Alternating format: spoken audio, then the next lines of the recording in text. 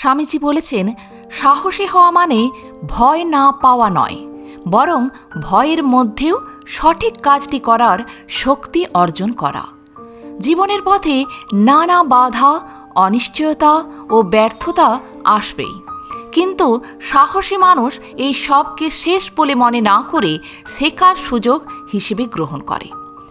সাহস মনকে দৃঢ় করে, আত্মবিশ্বাস বাড়ায় এবং কঠিন সিদ্ধান্ত নেওয়ার ক্ষমতা দেয়।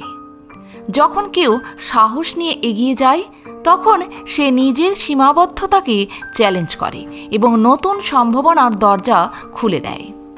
সাহস মানুষকে সত্যের সাথে দাঁড়াতে শেখায়, অন্যায়ের বিরুদ্ধে কথা বলতে শক্তি দেয় এবং লক্ষ্য পূরণের পথে অবিচল রাখে। এর ফলে ব্যক্তিত্বে দৃঢ়তা আসে, সম্মান বৃদ্ধি পায় এবং জীবনের প্রতি ইতিবাচক দৃষ্টিভঙ্গি তৈরি হয়।